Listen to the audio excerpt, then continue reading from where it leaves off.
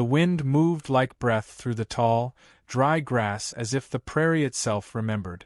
Out there, where fences grew brittle from loneliness and the sun forgot how to soften, stood a ranch house grayed with time and silence. No smoke from the chimney. No echo of laughter.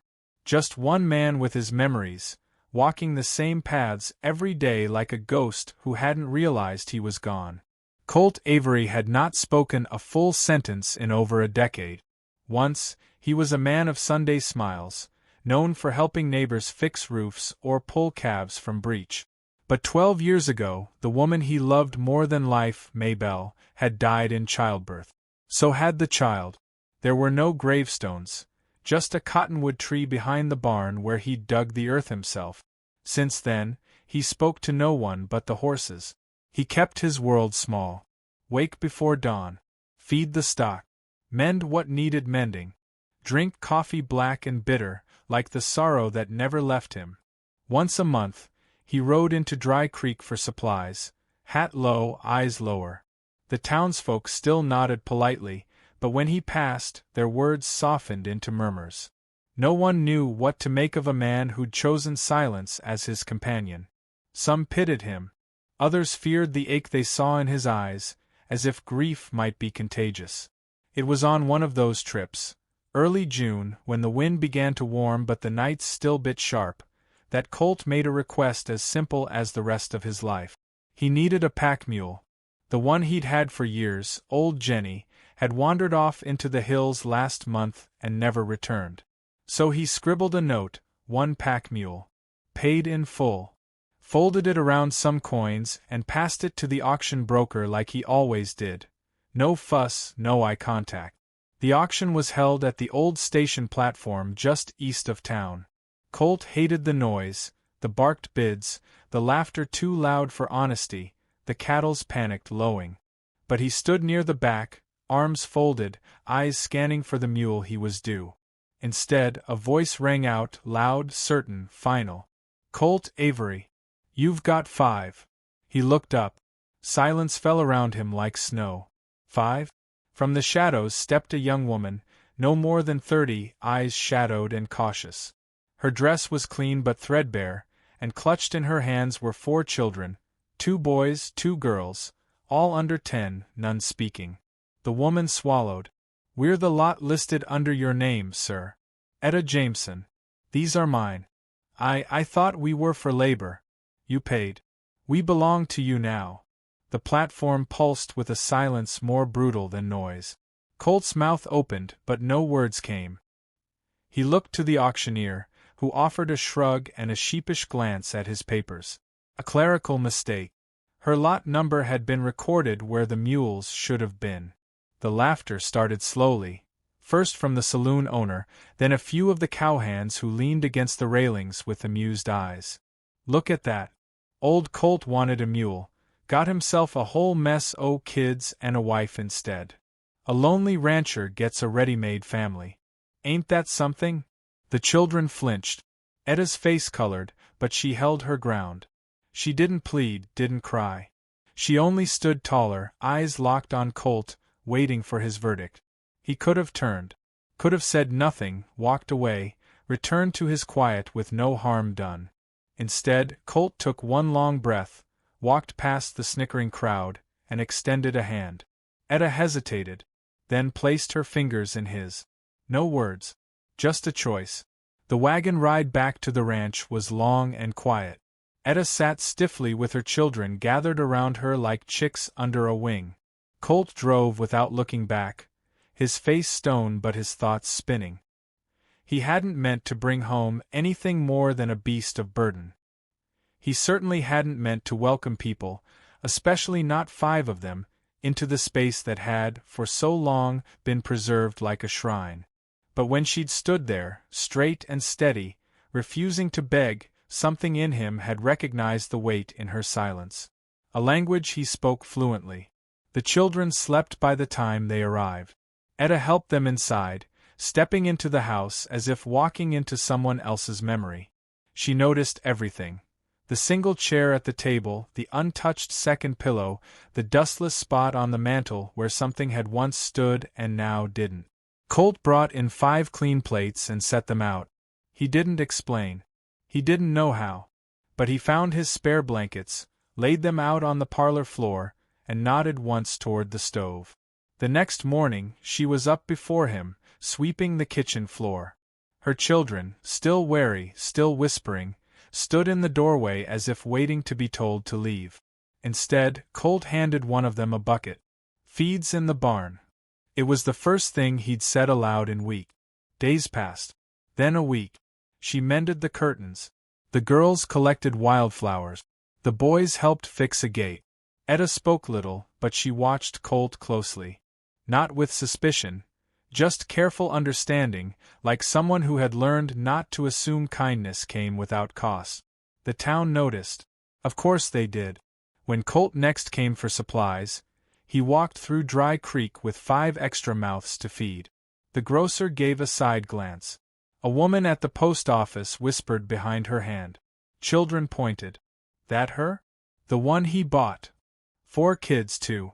God bless him or curse him, don't know which. Maybe he's gone mad. Or maybe he's healing. Colt heard them all. Said nothing. He returned to the ranch with sacks of flour, beans, and, unplanned, a jar of blackberry preserves. Etta's eyes flickered when she saw it, like someone remembering what sweetness tasted like. They didn't speak of what had happened at the auction. They didn't call it fate or luck or mercy. But the air inside the house shifted. Less dust. More light. And each night, after the children were asleep, Colt would stand at the cottonwood tree for a while. Sometimes Etta would come stand beside him, silent. Respectful. They didn't touch. Didn't have to. One night, she whispered, "You didn't have to take us." His voice was rough. "Didn't mean to. But I reckon I did." She nodded. "We won't be trouble. I can work." "I know." They stood in the dark, listening to wind in the grass. The silence between them didn't feel empty anymore. It felt like soil, ready for something to grow. Spring settled in slow and shy, the way children settle into unfamiliar arms. The frost retreated from the fields, and the land, once brittle with grief, began to soften. So did Colt Avery. Days passed not in speeches or grand gestures, but in a slow weaving of lives. Etta moved through the house like she'd always belonged there, though she still kept her distance in the quiet way someone does when they're waiting for the welcome to be revoked. The children took longer, afraid to get used to full bellies, soft beds, and the sound of birds instead of shouting. But they began to trust the stillness. That no boots would stomp. That no hands would strike. Colt watched them all from a respectful distance. He didn't speak much.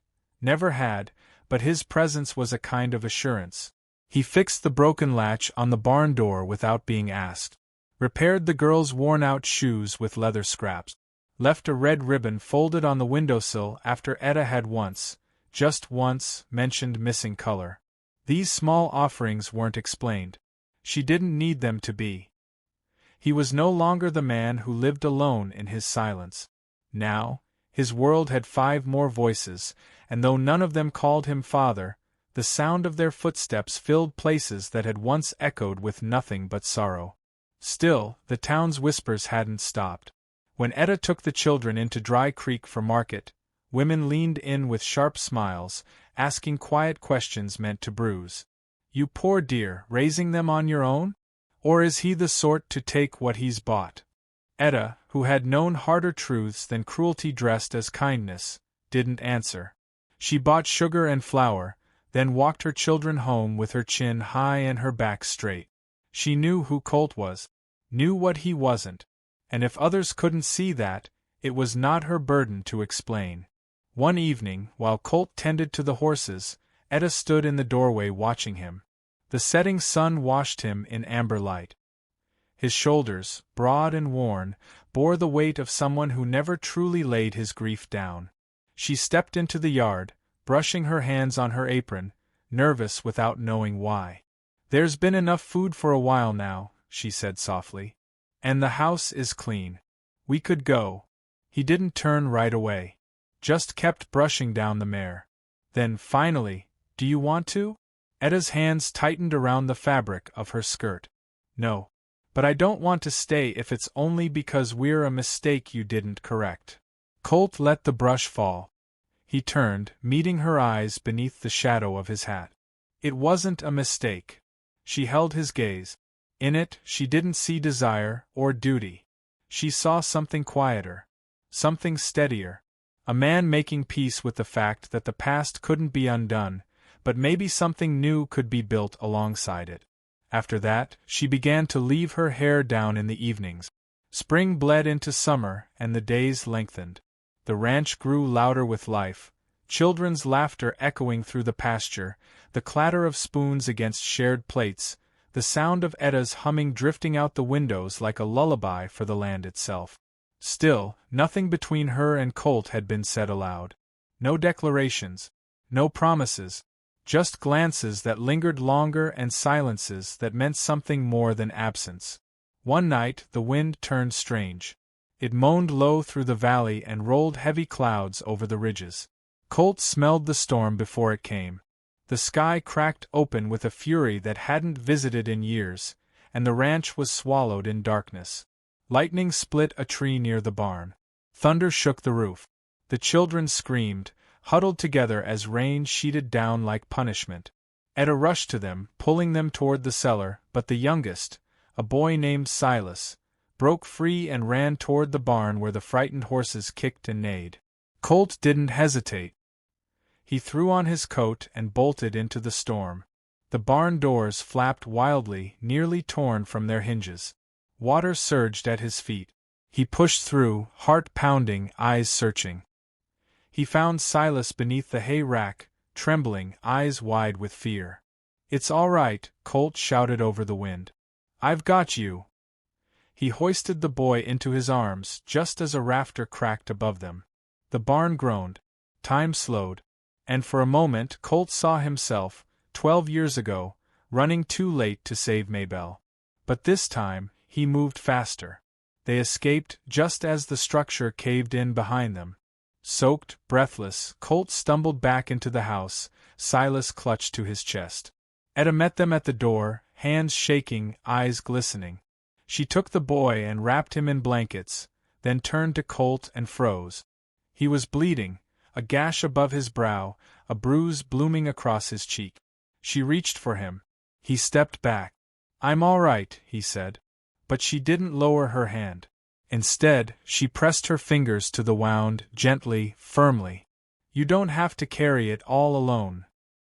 He looked at her then, not as the woman fate had delivered, but as someone he had come to know, layer by quiet layer. "Neither do you." In that moment the unspoken became clear. Not love, exactly, not yet. But the soil of it. The place where something lasting could root. The next morning, when the sun rose over the battered fields, the barn lay in ruin, but the house stood tall.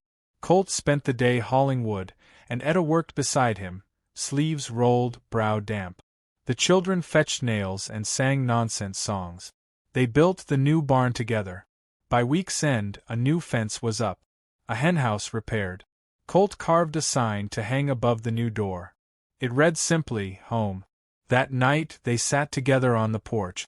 Etta held a cup of coffee in her hands. Colt didn't say much, but his shoulder rested just close enough to hers that she felt its warmth. "Do you miss her?" she asked quietly. He didn't pretend not to know who she meant. "Every day." Etta nodded. "I won't ask you not to." He turned to look at her then, eyes soft. "You never had to." The stars blinked into place above them, and the wind carried the smell of earth and promise. Behind them, 5 small bodies slept under one roof. The old wounds hadn't disappeared, but something had changed. The silence that once haunted the house now felt like peace. Colt reached out, not to take her hand, but to rest his palm beside it on the worn wood between them. Close enough. For now. And beneath the cottonwood tree out back, the ground was quiet. Not forgotten, but content. The story wasn't over. But it had begun.